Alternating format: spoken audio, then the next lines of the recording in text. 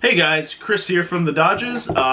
Today I got with me a XS Max. So I'm going to do an unboxing. I'm going to go over the pros and cons and if I think you guys should upgrade or not. Alright, stay tuned. Alright, so let's see what's in the box. Remove the top. I like this background too, by the way. Alright, so you got this little booklet thing. Apple stickers like usual. Got your introductory pamphlet, SIM card tray remover, and user guide warranty stuff. That's not the exciting part. So let's see here. We got the phone itself, which is actually very nice looking. I like this live background thing that they're doing. The finish is nice. I like it a lot. You know, it's kind of sad that you always have to put a case on it because the latest designs have had the camera stick out a little bit.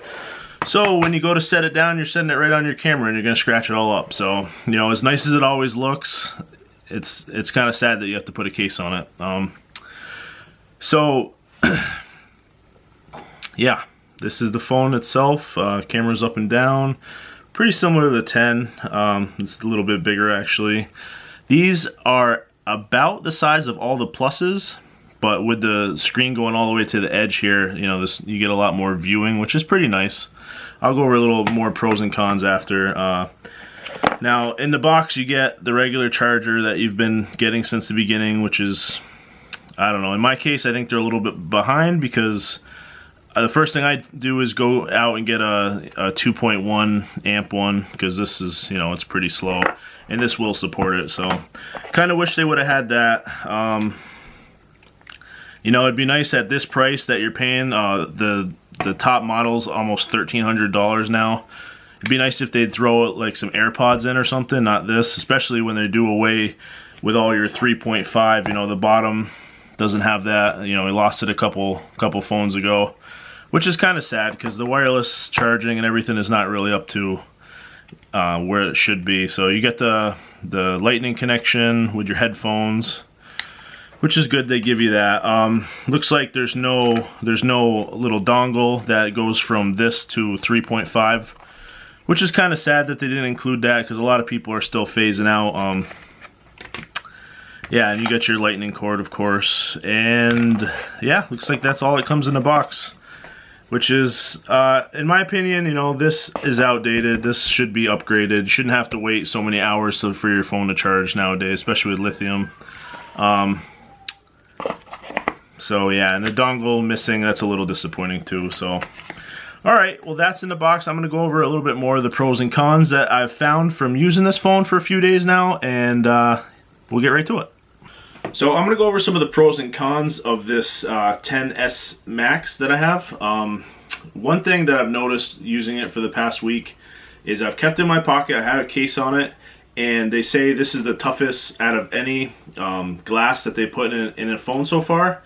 And I gotta say, there really isn't even a scratch on it. It's very tough. I keep it in my pocket at work. I have change in my pocket. You know, I'm not real easy on it. I know guys are usually a little bit more tougher on it than girls because they keep it in their purse, but I have it on me all the time, and I gotta say, the screen looks great. No scratches, and it's held up very well, so that's a plus. The battery life on this, it is by far the best that any phone has had. I used to have to charge my phone, like say every time you jump in a car or whatever, some point throughout the day, you know, maybe put it on the thing for an hour just to get through the day. I no longer have to do that. It'll literally last me all day, even if I play PUBG or, you know, some of the stuff that really suck down battery. So that is a plus. Loving the battery life on this. Yeah, they added some few things, like there not only is the speaker down here, but they have a speaker over here, so you get like a surround sound when you're watching videos, and when you record, I guess there's 4 mics in here, so you get that sound, the surround sound feeling when you record also. So that's a plus. And this thing, I gotta say, playing music on it is very loud. So I'm loving that, how loud this thing is. That's definitely a big plus. So another thing, of course, they have the faster processor, which they always do. That's not really a reason for me to upgrade unless I'm a couple phones behind. The A12, it is very fast. It does keep up with everything. My other phone used to get hot sometimes when I'm running certain apps, and this one just keeps up with it just fine. One big thing about this is the waterproofness of it, because that is pretty huge. I have dropped my phone in puddles. I've dropped it in the toilet before. I've done a lot of things and they don't end up very well. So the 30 minutes that they say this is waterproof is a big deal. I like that. Like most people, I've used the camera. I use it quite often actually, mostly to take pictures of the kids and stuff we're doing. It's posted to Instagram and all those things. So I've noticed the camera, actually it does a lot better in low light than the other ones. I guess they got bigger sensor in here, so that helps out the quality, and I'm actually pretty impressed. They're definitely, it is an upgrade from the 10, from the 8, from all the other pictures, all the other cameras. It takes an excellent picture. I'm very impressed with that.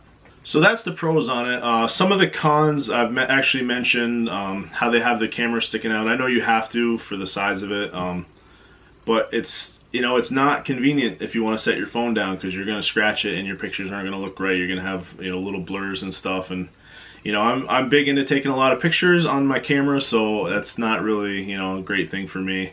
I've noticed since they put the screen all the way to the edge that some apps are affected.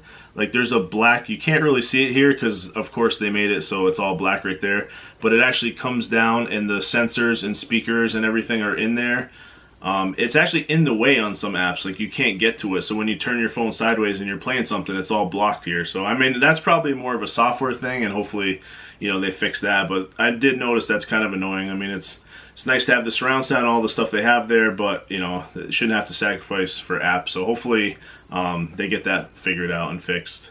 Another thing that I've already mentioned, two things, is, you know, don't have the fast charge. You really need that. I mean, that's the first thing I think I do, is just go grab a fast charger, because I don't want to wait 5 hours for my phone to charge.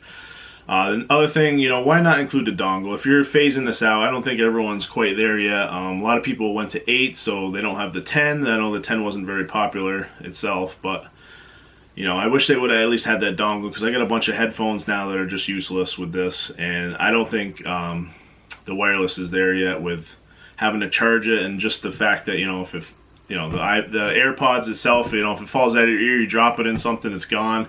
Gotta buy another $150 pair, and it's just, yeah, not too impressed with that. But you know, at least they come up with some headphones, which they've always done. Just, it's too bad all my other ones are useless now. So that's the cons. Now on to, should you upgrade your phone? I would say, if you already have a 10, would I go to the 10s? I don't think they've made enough changes. It is nice that the face recognition is faster and stuff like that, and the surround sound, and there is some nice features, but I don't think it's enough to go out and spend another $1,000, you know, on a phone. If you have the 8 or older, I would say it's probably worth the upgrade. It is much faster, and the camera and everything.